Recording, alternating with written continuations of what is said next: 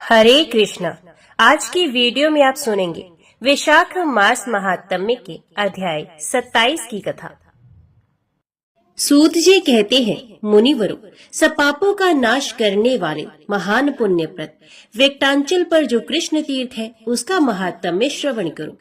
पूर्व काल में विप्र वर रामकृष्ण नामक एक बहुत बड़े मुनि थे। वे सत्यवादी, शीलवान, उत्तम भक्त, सब प्राणियों पर दया करने वाले, शत्रु और मित्र के प्रति संभाव रखने वाले, जितात्मा, तपस्वी और जितेंद्रिय थे। पर ब्रह्म में निष्णात तथा एकमात्र ब्रह्म तत्व के आश्रित थे। ऐसे प्रभाव वाले मुनिवर रामकृष्ण ने उस तीर्थ में बड़ी कठोर तपस्या की। वे अपने सब अंगों को स्थिर करके खड़े रहते। वहां खड़े होकर तपस्या करते हुए उनको कई सौ वर्ष व्यतीत हो गए। उनके सब अंगों पर वाल्मीकि की मिट्टी जम गई और उसने उन्हें आच्छादित कर लिया। तो भी महामुनि रामकृष्ण तपस्या में ही संलग्न रहे। उन्होंने वाल्मीकि की कोई परवाह नहीं की। इंद्र ने तपस्या करते हुए उस मुनि श्रेष्ठ पर मेघों को भेजकर बड़े वेग से वृष्टि करवाई। 7 दिनों तक लगातार वर्षा होती रही। मूसलाधार पानी पड़ने पर भी मुनि ने अपने नेत्र बंद करके वर्षा को सहन किया। तब बड़ी भारी गड़गड़ाहट के साथ कानों को बधिर बनाती हुई बिजली वाल्मीकि के ऊपर गिरी। वाल्मीकि ढह गया। उसी समय शंख चक्र गदाधारी भगवान विष्णु प्रकट हुए। वे विनता नंदन गरुड़ पर आरूढ़ थे। गले में पड़ी हुई वनमाला उनकी शोभा को बढ़ा रही थी। श्री राम कृष्ण की तपस्या से संतुष्ट होकर भगवान इस प्रकार बोले, हे रामकृष्ण, तुम वेद शास्त्र के पारंगत विद्वान हो और तपस्या की निधि हो। मेरे प्रादुर्भाव के दिन जो मनुष्य यहाँ स्नान करता है उसके पुण्य फल का वर्णन शेषनाग भी नहीं कर सकती। सूर्य मकर राशि पर स्थित हो और महातिथि पूर्णिमा पुष्य नक्षत्र से युक्त हो तो वे इस तीर्थ में स्नान करने का सर्वोत्तम समय बताया गया है।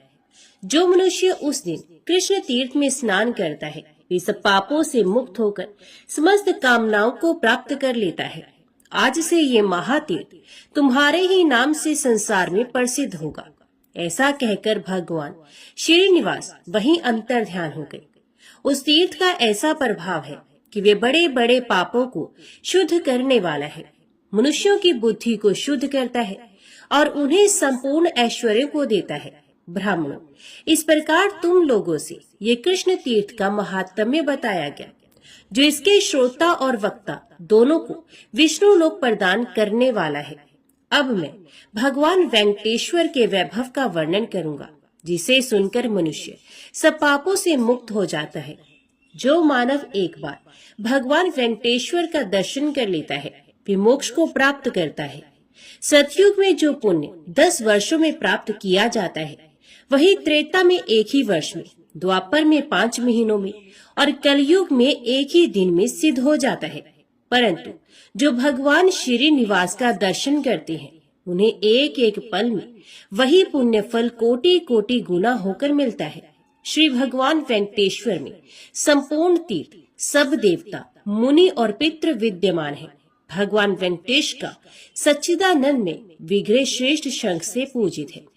उसके स्मरण करने मात्र से यमराज की पीड़ा नहीं होती। जो इस पृथ्वी पर परम दुर्लभ मनुष्य शरीर पाकर सर्वश्रेष्ठ देवता भगवान वेंकटेश का दर्शन एवं पूजन करते हैं उनका जन्म सफल है और वे कृतार्थ हैं। भगवान नारायण का दर्शन होने पर सहस्रों ब्रह्म हत्या और 10,000 मद्यपान के पाप भी पूर्णतः नष्ट हो जाते हैं। जो मनुष्य सदा भोग और स्वर्गलोक का राज्य चाहते हैं वे एक बार प्रसन्नता पूर्वक वेंकटाचल निवासी भगवान श्रीनिवास को प्रणाम करें। करोड़ों जन्मों में किए हुए जो कोई भी पाप है वे सब भगवान वेंकटेश्वर के दर्शन से नष्ट हो जाते हैं। जो संपर्क से, कौतूहल से, लोभ से अथवा भय से भी महादेव वेंकटालेश्वर का स्मरण करता है वे इहलोक और परलोक में कभी दुख का भागी नहीं होता। वेंकटाचल निवासी देवेश्वर भगवान श्री विष्णु का कीर्तन और पूजन करने वाला अवश्य ही श्री विष्णु का सारूप्य प्राप्त कर लेता है। जैसे प्रज्वलित अग्नि क्षण भर में ढेर के ढेर ईंधन जलाकर भस्म कर देती है, वैसे ही भगवान वेंकटेश्वर का दर्शन सब पापों को दग्ध कर देता है।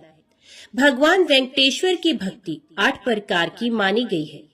भगवान के भक्तों के प्रति स्नेह भाव, भगवत भक्तों की पूजा करके उन्हें संतुष्ट करना, स्वयं भक्ति पूर्वक भगवान की पूजा करना, अपने शरीर की समस्त चेष्टाएं भगवान के लिए ही करना, भगवान के महात्म्य की कथा में रुचि रखना और उसे सुनने में आदर का भाव होना, अपने नेत्र और शरीर में भगवत भक्ति एवं भगवत प्रेम जनित विकार का स्फुरण होना, भगवान श्रीनिवास का निरंतर स्मरण करना तथा वेंकटाचल निवासी भगवान श्रीनिवास की शरण लेकर ही जीवन धारण करना।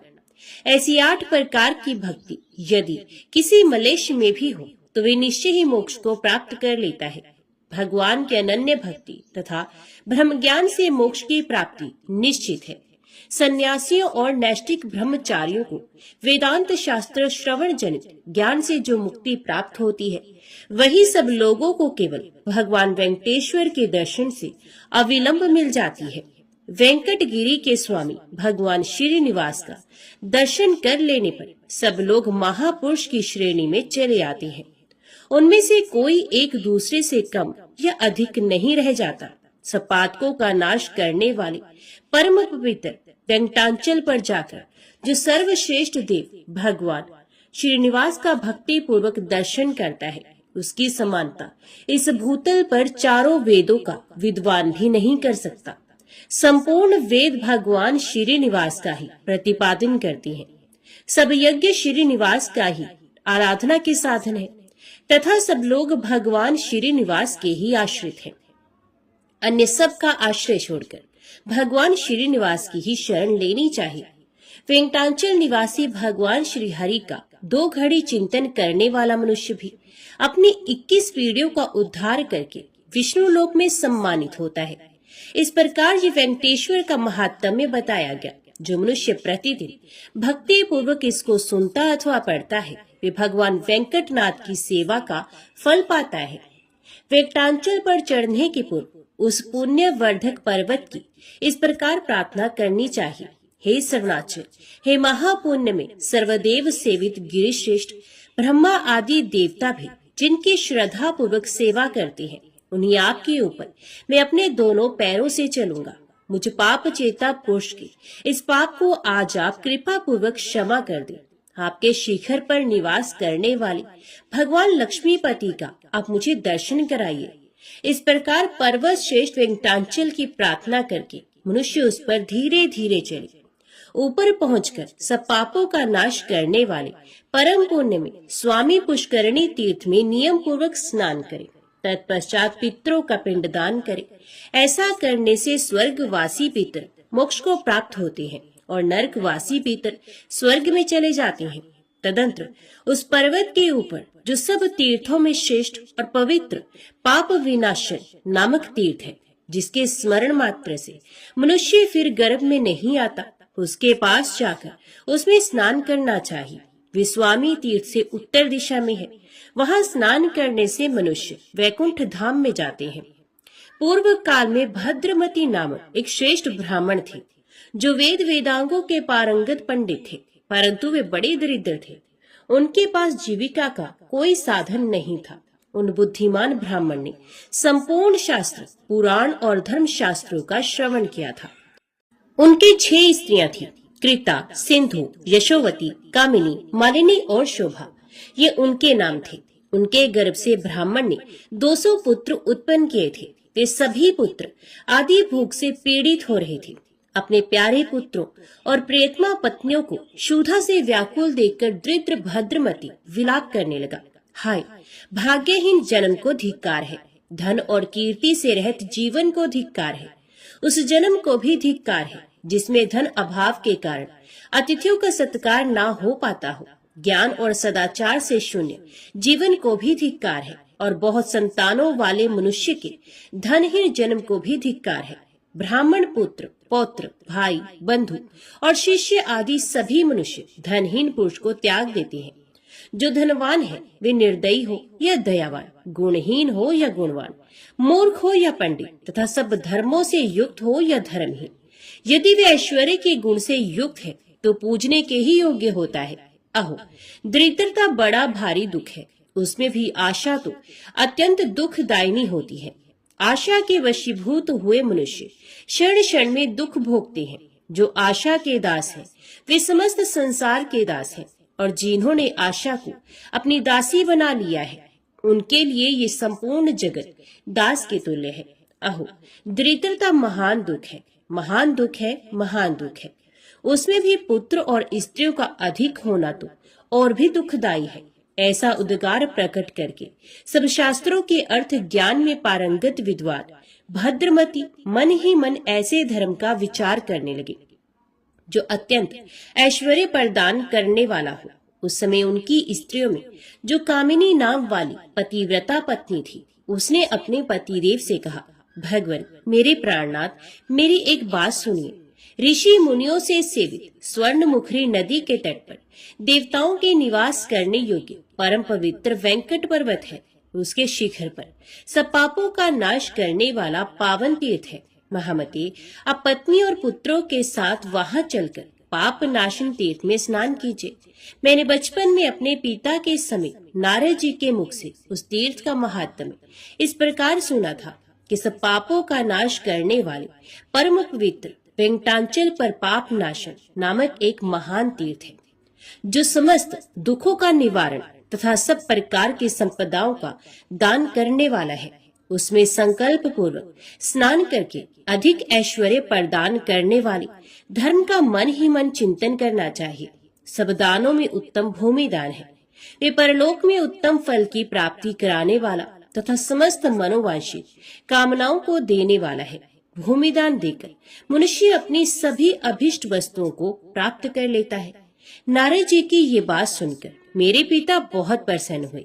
उन्होंने शेषाचल पर जाकर पाप नाशन तीर्थ में स्नान करने के पश्चात एक श्रोत्रिय ब्राह्मण को भूमिदान दिया, जो समस्त ऐश्वर्य को देने वाला है। उसे मेरे पिता इस संसार में सब प्रकार से सौभाग्यशाली हुए और अंत में भगवान विष्णु के परम धाम में गए। महाभाग, आप ही गिरीश श्रेष्ठ वेंकटाचल पर चलकर संपूर्ण कामनाओं को देने वाला भूमिदान कीजिए।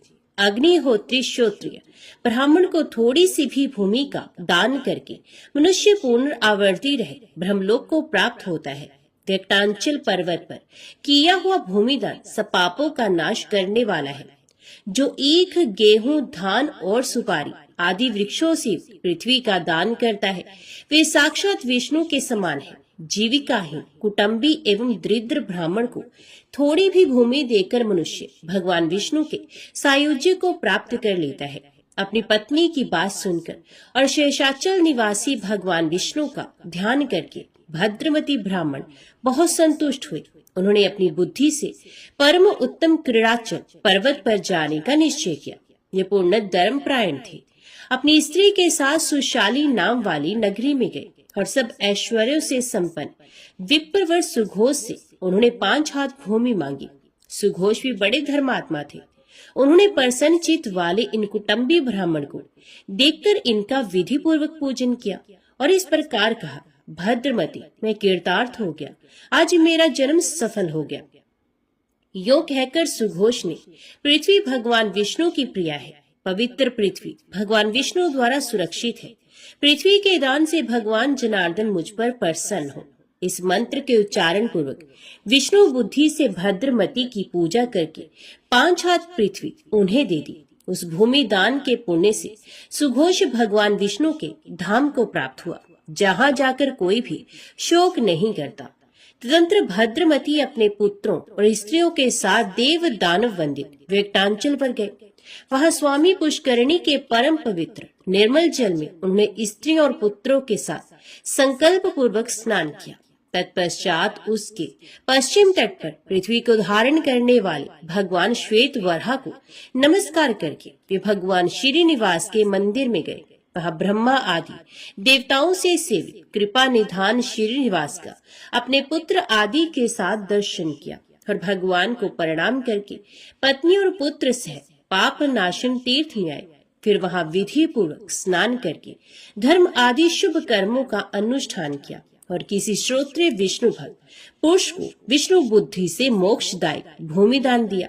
उस दान के प्रभाव से शंख चक्र और गदा धारण करने वाले वनमाला विभूषित भगवान विष्णु गरुड़ पर चढ़े हुए पापनाशन तीर्थ के तट पर प्रकट हुए। उसमें शांत स्वभाव वाले भद्रमती ने भगवान की इस प्रकार स्तुति आरंभ की। सबके कारण अब भगवान को नमस्कार है, नमस्कार है। सबको पालन करने वाले आपको नमस्कार है, नमस्कार है। समस्त देवताओं के स्वामी आपको नमस्कार है, नमस्कार है। दैत्यों का संहार करने वाले आपको नमस्कार है, नमस्कार है।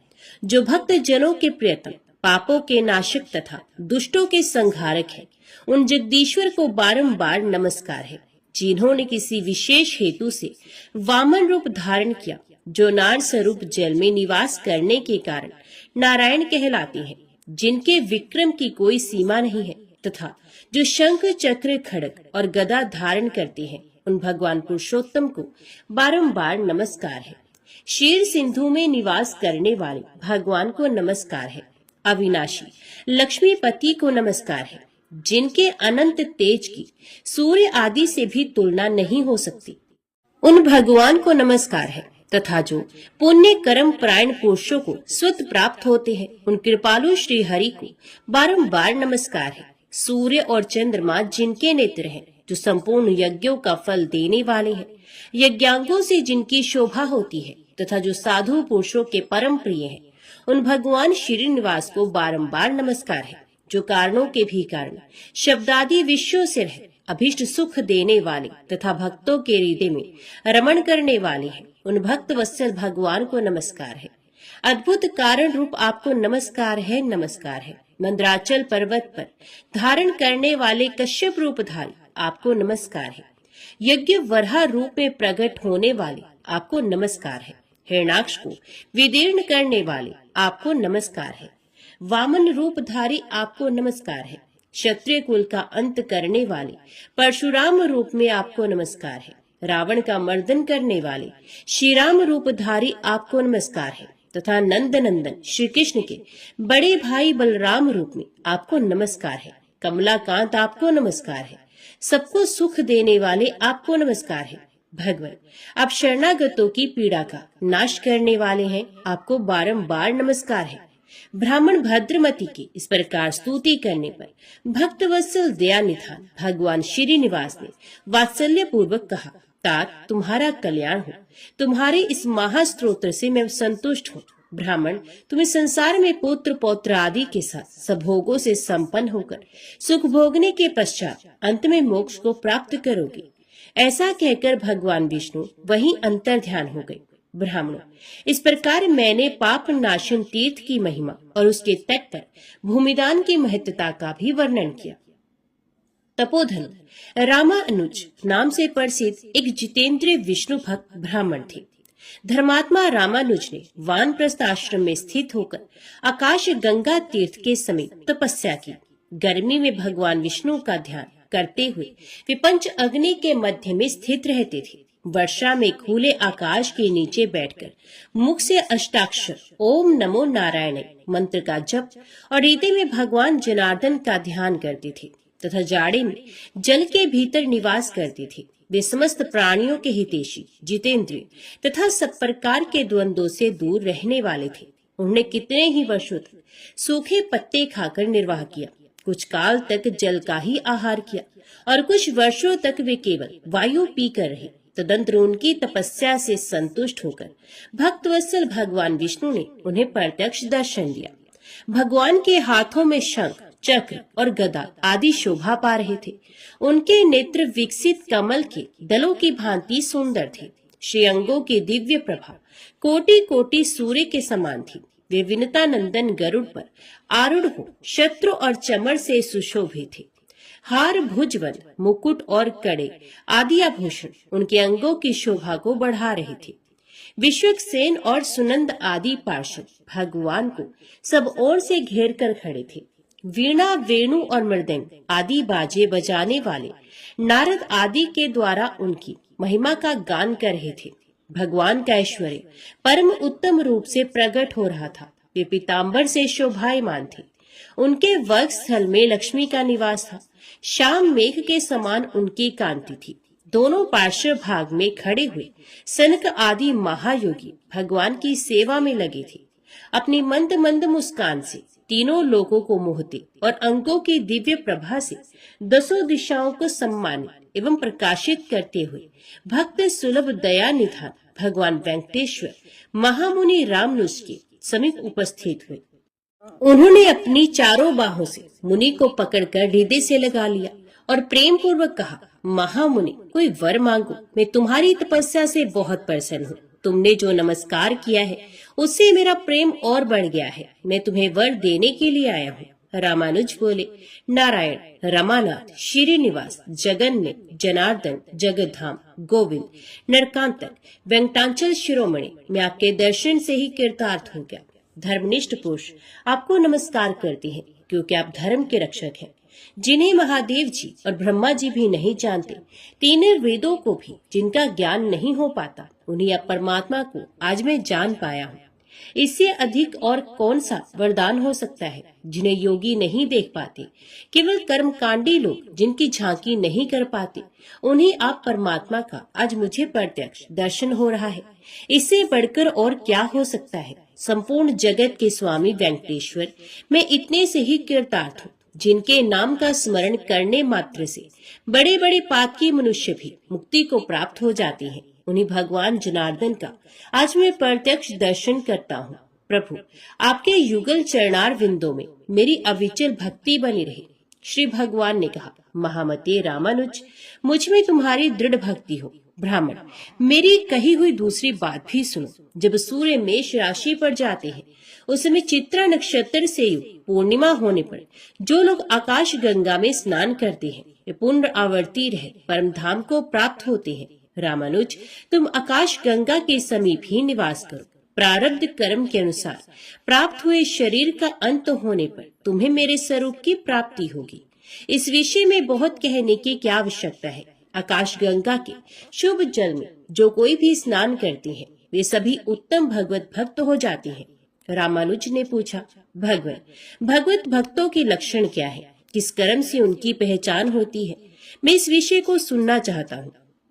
भगवान बोले, मुनिश्रेष्ठ, तुम भगवत भक्तों के लक्षण सुनो, जो समस्त प्राणियों के हितैषी हैं, जिनमें दूसरों के दोष देखने का स्वभाव नहीं है, जो किसी से भी डाह नहीं रखते और ज्ञानी, निष्प्रह तथा शांतचित हैं। श्रेष्ठ भगवत भक्त हैं, जो मन, वाणी और क्रिया द्वारा दूसरे को पीड़ा नहीं देते और जिनमें संग्रह करने का स्वभाव नहीं है तथा उत्तम कथा श्रवण करने में जिनकी सात्विक बुद्धि संलग्न रहती है, तथा जो मेरे चरणार विंदों के भक्त हैं, जो उत्तम मानव माता पिता की सेवा करते हैं, देव पूजा में तत्पर रहते हैं, जो भगवत पूजन के कार्य में सहायक होते हैं और पूजा होती देखकर मन में आनंद मानते हैं, ये भगवत भक्तों में सर्वश्रेष्ठ हैं। जो ब्रह्मचारियों और सन्यासियों की सेवा करते हैं तथा दूसरों की कभी निंदा नहीं करते, जो श्रेष्ठ मनुष्य सबके लिए हितकारक वचन बोलते हैं और जो लोगों में सद्गुणों के ग्राहक हैं, ये उत्तम भगवत भक्त हैं। जो सब प्राणियों को अपने समान देखते हैं तथा शत्रु और मित्र में संभाव रखते हैं, जो धर्मशास्त्र के वक्ता तथा सत्यवादी हैं और जो ऐसे पुरुषों की सेवा में रहते हैं, वे सभी उत्तम भगवत भक्त हैं। दूसरों का अभ्युदय देखकर जो प्रसन्न होते हैं तथा भगवान के नामों का कीर्तन करते रहते हैं, जो भगवान के नामों का अभिनंदन करते हैं, उन्हें सुनकर अत्यंत हर्ष में भर जाते हैं और संपूर्ण अंगों में रोमांचित हो उठते हैं। जो अपने आश्रमोचित आचार के पालन में तत्पर, अतिथियों के पूजक तथा वेदार्थ के वक्ता है, वे उत्तम वैष्णव है, जो अपने पढ़े हुए शास्त्रों को दूसरों के लिए बताते हैं और सर्वत्र गुणों को ग्रहण करने वाले हैं, जो एकादशी का व्रत करते, मेरे लिए सत्कर्मों का अनुष्ठान करते रहते, मुझ में मन लगाते हैं, मेरा भजन करते हैं, मेरे भजन के लिए ललायित रहते हैं तथा सदा मेरे नामों के स्मरण में तत्पर होते हैं, वे उत्तम भगवत भक्त हैं। सद्गुणों की ओर जिनकी स्वाभाविक प्रवृत्ति है, वे सभी श्रेष्ठ भक्त हैं।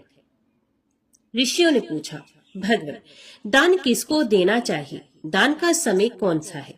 सूत जी बोले, द्विजवरु, नपुंसक, पुत्रहीन, पाखंडी, वेद वेत्ताओं तथा ब्राह्मणों से द्वेष रखने वाले, और अपने वर्ण आश्रमोचित कर्म का त्याग करने वाले पुरुष को दिया हुआ दान निष्फल होता है। जो पराई स्त्रियों में आसक्त है, दूसरों के धन का जिसके मन में बड़ा लोभ है तथा जो गीत गाने वाला है, ऐसे ब्राह्मण को दिया हुआ दान निष्फल होता है। जिसके मन में असूया दोष दर्शन का भाव भरा है, जो कृत घन और मायावी है, जिसमें ज्ञान का भाव है, जो सदा भीख मांगने वाला है, हिंसक है, जो नाम विक्रय, वेद विक्रय, स्मृति विक्रय तथा धर्म विक्रय करने वाला है और दूसरों को सताना ही जिसका स्वभाव बन गया है, ऐसे ब्राह्मण को दिया हुआ दान भी निष्फल होता है। जो कोई भी पाप में संलग्न रहने वाले हैं, उनसे ना तो कुछ लेना चाहिए और ना उन्हें कुछ देना ही चाहिए। उत्तम कर्म में तत्पर, श्रोत्रिय, अग्निहोत्री, जीविकाहीन, दरिद्र तथा कुटुंबी ब्राह्मण को दान देना चाहिए। जो देवताओं की पूजा में लगा रहने वाला और पुराणों की कथा बांचने वाला है, ऐसे ब्राह्मण को उनमें भी प्राय जो दरिद्र हो उसे दान देना उचित है। पाखंडी, पतित, संस्कार भ्रष्ट, वेद बेचने वाले, कृतघ्न तथा पाप परायण ब्राह्मण को कभी प्रणाम ना कर। जो स्नान कर रहा हो, जिसके हाथों में समिधा और फूल हो, जिसने जलपात्र ले रखा हो तथा जो भोजन करता हो, ऐसे व्यक्ति को प्रणाम ना करे। जो कलह प्रिय, अत्यंत क्रोधी, दमन करने वाला, जन समुदाय के मध्य में स्थित, भिक्षा अन्नधारी तथा सोया हुआ हो, उसको भी प्रणाम ना करे। रजस्वला, व्यभिचारिणी, सूतिका, गर्भपात करने वाली, व्रत नाश करने वाली तथा अत्यंत क्रोध में भरी हुई स्त्री को कभी प्रणाम ना करे।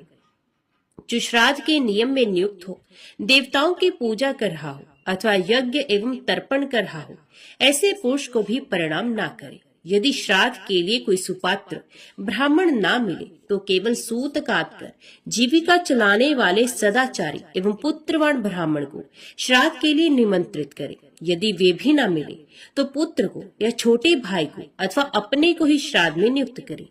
पुत्रहीन ब्राह्मण को किसी प्रकार भी श्राद्ध के लिए नियुक्त ना करे। पूर्व काल में श्रीवत्स गोत्र में उत्पन्न पद्मनाभ नामक एक जितेंद्रिय ब्राह्मण था। वे दयालु, उपवासशील, सत्यवादी, प्राणियों को अपने ही समान देखने वाला तथा विषय कामना से रहित था। सब भूतों का हितैषी, मन और इंद्रियों को वश में रखने वाला तथा सब प्रकार के द्वंद्वों से रहित था। कितने ही वर्ष तक वे सूखे पत्ते चबाकर रहा, कुछ काल तक केवल जल पीता रहा, फिर कई वर्ष तक उसने केवल वायु का आहार किया। इस प्रकार महामुनि पद्मनाभ ने 12 वर्षों तक कठोर तपस्या की। तदंतर भगवान लक्ष्मीपति ने पद्मनाभ की तपस्या से संतुष्ट हो उन्हें प्रत्यक्ष दर्शन दिया। श्रीहरि ने अपने हाथों में शंख, चक्र और गदा आदि को धारण किया था। उनके नेत्र खिले हुए कमल दल की भांति शोभा पा रहे थे और श्रेयंगों की कांति कोटि कोटि सूर्य को भी लज्जित कर रही थी। पद्मनाभ ने आंख खोलकर शंख चक्रधारी, शांत स्वरूप, करुणा सागर वेंकटनाथ भगवान श्रीनिवास का दर्शन किया। उन्हें देखकर मुनि ने इस प्रकार स्तुति प्रारंभ की। शारंग धनुष धारण करने वाले देवादिदेव भगवान वेंकटेश्वर को नमस्कार है। नारायण गिरी पर निवास करने वाले आप श्रीनिवास जी को नमस्कार है। पापों का नाश करने वाले सर्वव्यापी भगवान विष्णु को नमस्कार है। शेषाचल निवासी अब भगवान श्रीनिवास को नमस्कार है, जो तीनों लोकों के स्वामी, विश्वरूप, सबके साक्षी तथा शिव और ब्रह्मा आदि के लिए भी वंदनीय है। जिनके नेत्र कमल के समान है, जो क्षीर सागर में शयन करती हैं तथा जो दुष्ट राक्षसों का संहार करती हैं, उन भगवान श्रीनिवास को नमस्कार है। जो भक्तों के प्रियतम, दिव्य स्वरूप, देवताओं के स्वामी तथा शरणागतों की पीड़ा का नाश करने वाले हैं, जो योगियों के पालक, वेद वेद्य तथा भक्तों के पापों का संहार करने वाले हैं, उन श्रीनिवास भगवान विष्णु को नमस्कार है। चक्र तीर्थ निवासी पद्मनाभ मुनि के द्वारा इस प्रकार स्तुति की जाने पर परम ऐश्वर्यशाली विश्वरूप दया निधान वेंकटनाथ भगवान श्रीनिवासी बहुत संतुष्ट हुए और बोले, महाभाग, तुम मेरे चरणार विंदों के पूजक हो। इस चक्र तीर्थ तट पर मेरी पूजा करते हुए तुम एक कल्प निवास करो। ऐसा कहकर भगवान वहीं अंतर ध्यान हो गए। तब से परम बुद्धिमान पद्मनाभ मुनि चक्र तीर्थ के किनारे निवास करने लगे।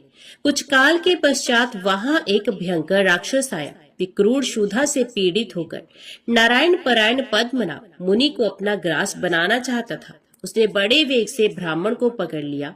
तब उन्होंने शरणागतों के रक्षक दया सागर चक्रपाणी श्री नारायण को पुकारा और बार बार ऐसा कहा, प्रभु रक्षा कीजिए, रक्षा कीजिए। हे वेंकटेश, हे दया सिंधु, हे शरणागत पालक, हे पोष सिंह, मैं राक्षस के वश में आ गया हूँ, मेरी रक्षा कीजिए। हे लक्ष्मीकांत, हे दुख हारी हरि, हे विष्णुदेव, हे वैकुंठनाथ, हे गरुड़ ध्वज, आपने ग्रह के चंगुल में फंसे हुए गजराज की जिस प्रकार रक्षा की थी, उसी प्रकार राक्षस के आक्रमण से दबे हुए मुझ भक्त की भी रक्षा कीजिए। हे दामोदर, हे जगन्नाथ, हे हिरण्यकशिपु दैत्य का मर्दन करने वाले नरसिंह भगवान, प्रहलाद जी की भांति मैं भी राक्षसों के द्वारा अत्यंत पीड़ित हूँ, अतः उन्हीं के समान आप मेरी भी रक्षा कीजिए। पद्मनाभ की इस प्रकार स्तुति करने पर अपने भक्त के ऊपर भय आया हुआ जानकर दया निधान चक्रपाणी ने भक्त की रक्षा के लिए अपने चक्र को भेजा। भगवान का वह चक्र बड़े वेग से चक्र तीर्थ के तट पर आया।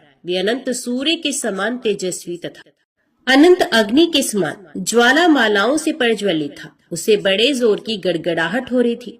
बड़े बड़े अस्त्रों का संहार करने वाले उस सुदर्शन चक्र को देखकर राक्षस भागा, परंतु सुदर्शन ने सहसा पास पहुंचकर उसका मस्तक काट डाला। राक्षस को पृथ्वी पर पड़ा हुआ देख विप्रवर पद्मनाभ मुनि अत्यंत प्रसन्न हो सुदर्शन चक्र की स्तुति करने लगे। पद्मनाभ बोले, संपूर्ण विश्व के संघर्षण की दीक्षा लेने वाले विष्णु चक्र, आपको नमस्कार है। अब भगवान नारायण के करकमल को विभूषित करने वाले हैं। आप युद्ध में असुरों का संहार करने में कुशल है। अतिशय गर्जना करने वाले सुदर्शन अब भक्तों की पीड़ा का विनाश करते हैं। आपको नमस्कार है। मैं भय से उद्गिन था, आप सब प्रकार के पाप ताप से मेरी रक्षा कीजिए। स्वामी सुदर्शन प्रभु, संकट से छुटकारा चाहने वाले संपूर्ण जगत का हित करने के लिए आप सदा इस चक्र तीर्थ में निवास करें। पद्मनाभ ब्राह्मण के ऐसा कहने पर भगवान विष्णु के चक्र ने अपने स्नेह से उन्हें तृप्त से करते हुए कहा, पद्मनाभ, ये चक्र तीर्थ अत्यंत उत्तम और परम पवित्र है। मैं संपूर्ण लोगों का हित करने के लिए सदा इस तीर्थ में निवास करूंगा। आपके ऊपर दुरात्मा राक्षस के द्वारा आए हुए संकट का विचार करके भगवान विष्णु से प्रेरित होकर मैं शीघ्र यहाँ आ पहुंचा। आपको पीड़ा देने वाली उस अधम राक्षस को मैंने मार डाला और आपकी उसके भय से रक्षा की। क्योंकि आप भगवान के भक्त हैं, पिपरवर सब पापों का हरण करने वाले इस परम पवित्र चक्र तीर्थ में सब लोगों की रक्षा के लिए मैं सदा निवास करूंगा। मेरे निवास करने से ये तीर्थ चक्र तीर्थ के नाम से प्रसिद्ध होगा और जो मनुष्य इस मोक्षदायक चक्र तीर्थ में स्नान करेंगे उन सबके पुत्र पौत्र आदि वंशज निष्पाप होकर भगवान विष्णु के परम धाम को प्राप्त हो जाएंगे। क्यों कहकर भगवान विष्णु के चक्र ने पद्मनाभ मुनि तथा अन्य ब्राह्मणों के देखते देखते सहसा उस चक्र सरोवर में प्रवेश किया। शौनकादि ऋषियों, इस प्रकार मैंने तुम लोगों से चक्र तीर्थ के महात्म्य का वर्णन किया। जो मनुष्य एकाग्रचित होकर इस अध्याय को पढ़ता अथवा सुनता है उसे चक्र तीर्थ में स्नान करने का उत्तम फल प्राप्त होता है। ऋषियों ने पूछा, सूत जी, वे राक्षस कौन था जिसने भगवान विष्णु के भक्त महात्मा ब्राह्मण को कष्ट पहुंचाया? सूत जी बोले, ब्राह्मणों, पूर्व काल की बात है। श्रीरंग क्षेत्र में जो वैकुंठ के सदृश भगवान विष्णु का विशाल मंदिर है, उसमें वशिष्ठ और अत्रि आदि महातेजस्वी मोक्ष के लिए वैष्णव भक्तों को अभय प्रदान करने वाले देवेश्वर श्री भगवान की उपासना करते थे। एक दिन वीरबाहु का बलवान पुत्र सुंदर नाम वाला गंधर्व सैकड़ों स्त्रियों के साथ उस क्षेत्र में आया और एक जलाशय में नग्न हुई युवतियों के साथ आनंद पूर्वक जल विहार करने लगा। उसी समय मध्याह्ने संध्या करने के लिए मुनिवर वशिष्ठ अन्य महर्षियों के साथ श्रीरंग मंदिर से बाहर निकले और उस जलाशय पर गए और ऋषियों को देखकर वे सभी रमणियां भय से कातर हो अपने अपने कपड़े ओढ़कर बैठ गए, परंतु साहसी सुंदर ज्यों का त्यों ही खड़ा रहा। ये देख वशिष्ठ मुनि ने कुपित होकर उस निर्लज्ज को शाप दे दिया, सुंदर गंधर्व, तूने हम लोगों को देखकर भी लज्जावश वस्त्र धारण नहीं किया, इसलिए तू शीघ्र ही राक्षस हो जा। महर्षि वशिष्ठ के ऐसा कहने पर उसकी स्त्रियां हाथ जोड़कर उनके चरणों में गिर पड़ी और भक्ति भाव से विनित चित होकर बोली, भगवान, आप सब धर्मों के ज्ञाता है, साक्षात ब्रह्मा जी के पुत्र हैं। दया सिंधु पतिहीन नारियों का उत्तम भूषण कहलाता है। पतिहीन नारी 100 पुत्रों वाली होकर भी संसार में विधवा ही कहलाती है। ऐसी नारियों का जन्म व्यर्थ समझा जाता है। अथ मुने, हमारे पति के ऊपर आप प्रसन्न हो। तत्वदर्शी मुनियों को एक अपराध क्षमा कर देना चाहिए। दया सिंधु, सुंदर आपका शिष्य है, इसे क्षमा कीजिए। सुंदर की स्त्रियों के इस प्रकार प्रार्थना करने पर वशिष्ठ जी ने कहा, सुंदरियों, मेरा वचन कभी व्यर्थ नहीं होगा। इसे छूटने का उपाय बतलाता हूँ, उसे श्रद्धा पूर्वक सुनो। ये राक्षस के समान आकार वाला सुंदर आज से 16 वर्षों के बाद इच्छा अनुसार घूमता घामता सर्व पापहारी विकटांचल पर पहुंच जाएगा और वहां चक्र तीर्थ पर जाएगा। देवांगनाओं, चक्र तीर्थ पर महायोगी मुनिवर पद्मनाभ जी रहते हैं। उन्हें खा जाने के लिए जब ये आक्रमण करेगा तो ब्राह्मण की रक्षा के लिए भगवान विष्णु का भेजा हुआ उत्तम चक्र इसका मस्तक काट डालेगा। तदंतर शाप से मुक्त होकर ये तुम्हारा पति सुंदर अपने स्वरूप को प्राप्त होकर उन्हें स्वर्गलोक में चला जाएगा। श्री रंगनाथ में भक्ति करने वाले वशिष्ठ जी ऐसा कहकर शीघ्र ही अपने आश्रम को चले गए। तदंतर राक्षस रूप में परिणित हुआ भयानक आकार वाला सुंदर इधर उधर घूमता हुआ गिरिश श्रेष्ठ वेंकटांचल पर गया और चक्र तीर्थ पर भी जा पहुंचा। इस भ्रमण में ही उसके 16 वर्ष पूरे हो गए। तदंतर चक्र तीर्थ निवासी पद्मनाभ को खा जाने के लिए उसने बड़े वेग से आक्रमण किया। मुनि ने भगवान विष्णु की स्तुति की और भगवान ने राक्षस द्वारा पीड़ित पद्मनाभ की रक्षा के लिए चक्र को भेजा। इस प्रकार चक्र ने आकर उस राक्षस का मस्तक काट डाला। तब वे राक्षस शरीर छोड़कर दिव्य देह धारण करके विमान पर जा बैठा। उस समय उसके ऊपर फूलों की वर्षा हो रही थी। उसने हाथ जोड़कर सुदर्शन को प्रणाम किया, फिर उन द्विज श्रेष्ठ पद्मनाभ को भी प्रणाम करके उनकी आज्ञा लेकर सुंदर गंधर्व स्वर्ग को चला गया। ब्राह्मणों, इस प्रकार मैंने उस राक्षस की उत्पत्ति का वृत्तांत और चक्र तीर्थ का पाप नाशक महात्म्य आप लोगों से कहा। इसे सुनकर मनुष्य सब पापों से मुक्त हो जाता है। ब्राह्मणों, अब घोण तीर्थ का महात्म्य सुनो। महापापों में तत्पर चांडाल कुल में सबसे नीच, क्रूर, कुल का नाश करने वाला, कष्टकारक, दान शून्य, सत्कर्म रहित, पशु घाती, परद्रोही, चुगलखोर, असत्यवादी, पाखंडी, मित्रद्रोही, कृतघ्न, भ्रूण हत्या करने वाला, परिस्त्रीकामी, स्वामी से द्रोह करने वाला, ठग, लोभी, पितृघाती, देवताओं से विमुख, आत्म प्रशंसा करने वाला, शठ, अयोग्य पात्र के लिए व्यय करने वाला, धर्म में बाधा डालने वाला, अनुकूलता में अंतर डालने वाला, फल फूल और पल्लवों से युक्त वृक्ष को काटने वाला, विश्वासघाती, वीर हत्यापरायण, अग्निहोत्र का त्याग करने वाला, विष का प्रयोग करने वाला, गुरुद्वेषी, पति पत्नी में वैमनस्य उत्पन्न करने वाला, गांव का अगुआ, देव मंदिर का अध्यक्ष, वेतन लेकर पढ़ाने वाला, कठोर कर्म करने वाला, पापों में स्वभावत रत रहने वाला, गुप्त पाप करने वाला, अनजाने में या जानबूझकर दुष्कर्म करने वाला, इन सभी प्रकार के पापियों को परम मनोहर घोण तीर्थ अपने में स्नान करने और जलपान आदि करने पर पवित्र कर देता है। इस विषय में मैं एक प्राचीन इतिहास सुनाऊंगा जो सब पापों का नाश करता है। पूर्व काल में महातेजस्वी गार्ग्य मुनि ने महात्मा देवल को नमस्कार करके कहा, महाभाग, आप घोण तीर्थ के सर्व पापहारी शुभ महात्म्य का वर्णन कीजिए। देवल ने कहा, मुने, तुम्ब्रु नामक गंधर्व अपनी पतिव्रता पत्नी को शाप देकर इस तीर्थ में स्नान करके दया निधान वेंकटेश्वर की पूजा करने से पूर्ण आवर्ती रह विष्णु धाम को प्राप्त हो गया था। वे वृतांत इस प्रकार है। एक दिन तुम्ब्रु गंधर्व ने अपनी प्यारी पत्नी से इस प्रकार कहा, देवी, सब पातकों का नाश करने वाले माघ मास में सूर्य उदय के समय इस तट पर भगवान विष्णु की पूजा करनी चाहिए। इसलिए गोबर से इस भूमि को लीप दो और इस माघ में प्रतिदिन माधव के लिए दीप बत्ती बनाओ। भगवान के आगे भक्ति पूर्वक धूप समर्पित करो। पवित्र होकर भगवान के लिए रसोई तैयार करो और मेरे साथ साथ रहकर परिक्रमा तथा नमस्कार आदि के द्वारा भक्ति पूर्वक भगवान की पूजा करो। नित्य प्रति आलस्य छोड़कर भगवान विष्णु की पुराण कथा सुनो। नित्य सवेरे स्नान करके यत्न पूर्वक श्री हरि का चरणोदक पान करो। कृष्ण, विष्णु, मुकुंद, नारायण, जनार्दन, अच्युत, अनंत और विश्वात्मन इत्यादि भगवान नामों का सदा कीर्तन किया करो और क्रोध, मात्सर्य तथा लोभ आदि का परित्याग करके व्रत नियम का पालन करो। इससे तुम्हें भव बंधन से छुटकारा मिलेगा और सनातन विष्णु धाम की प्राप्ति भी होगी। स्वामी का ऐसा कथन सुनकर गंधर्व की उस प्यारी पत्नी ने क्रोध पूर्वक उत्तर दिया, आर्यपुत्र, माघ के महीने में बहुत सर्दी पड़ती है। उस समय प्रातः काल, जबकि सूर्य का तेज बहुत मंद रहता है, सूर्य उदय काल में कोई कैसे स्नान करेगा? माघ में उस समय शीत का अधिक कष्ट रहता है, इसलिए आपके बताए हुए ये सब कार्य मुझसे बार बार ना हो सकेंगे। अतः प्रातः काल मैं आपके साथ स्नान नहीं करूंगी, क्योंकि अधिक सर्दी पड़ने से यदि मेरी मृत्यु हो गई तो उस समय आप मेरी रक्षा नहीं करेंगे। पत्नी की ये बात सुनकर तुम्बुरु ने सोचा कि धर्म विरुद्ध चलने वाले पुत्र को, अप्रिय वचन बोलने वाली पत्नी को तथा ब्राह्मण एवं ईश्वर को न मानने वाले राजा को तत्काल शाप के द्वारा दंड देना चाहिए। इस नीति के वचन का विचार करके गंधर्व ने अपनी सती पत्नी को इस प्रकार शाप दिया। ओ मूढ़े, सोपातकों का नाश करने वाले परम पुण्य में विकटांचल पर घोण तीर्थ के समीप जो पीपल का वृक्ष है, उसके खोखले में तू मेढकी हो जा।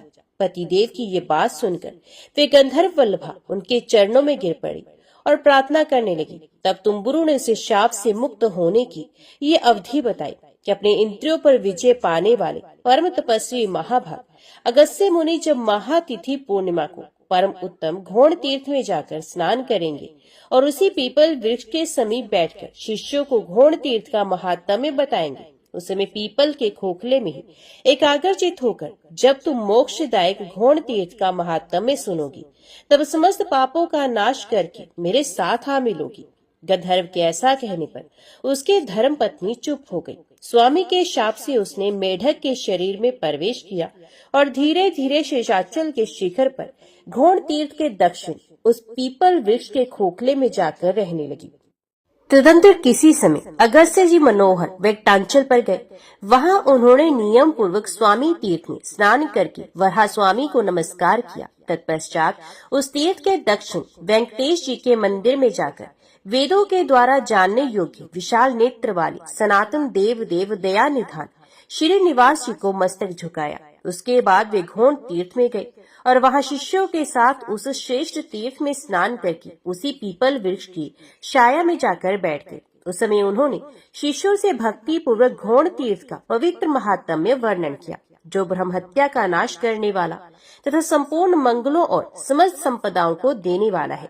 उस महात्म्य को सुनकर वे मेढकी पूर्वक गंधर्व पत्नी के मनोहर स्वरूप को प्राप्त होकर योगी अगस्त्य के चरणों में गिर पड़ी और बोली, योगियों में श्रेष्ठ दया निधान अगस्त्य जी, मेरी रक्षा कीजिए, रक्षा कीजिए। ब्राह्मण, मैं पति के वचनों का विरोध करने वाली स्त्री हूँ, दया करके मेरी रक्षा कीजिए। अगस्त्य जी बोले, देवी, तुम्हारे पति की बुद्धि बड़ी तीक्ष्ण है। उन्होंने जो रोष में आकर तुम्हें शाप दिया है, वे पति के वचनों का विरोध करने वाली तुम जैसी स्त्री के लिए उचित ही है। जो स्त्री पति के वचनों की अवहेलना करके अपनी इच्छा के अनुसार बर्ताव करती है, वे जब तक चंद्रमा और तारे रहते हैं तब तक घोर नरक में निवास करती है। स्त्रियों के लिए स्वतंत्रता उचित नहीं, उन्हें पति की आज्ञा का उल्लंघन नहीं करना चाहिए। स्त्रियां पति की सेवा तथा पतिव्रत्य रूपी पुण्य से ही भगवान विष्णु के परम धाम में जाती हैं। स्त्रियों के लिए पति ही माता है, पति ही विष्णु है, पति ही ब्रह्मा है, पति ही शिव है, पति ही गुरु है तथा पति ही तीर्थ है,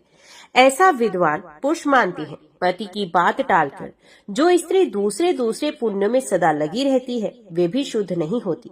वही स्त्री जब पति की प्रेरणा के अनुसार चलती, पति की बुद्धि के अधीन रहती और पति के चरणार विंदों के पवित्र जल से अपना अभिषेक करती है, तब भगवान को प्रिय होती है। इसलिए तुम्हारा किया हुआ दोष ही तुम्हें इस शाप के रूप में प्राप्त हुआ था।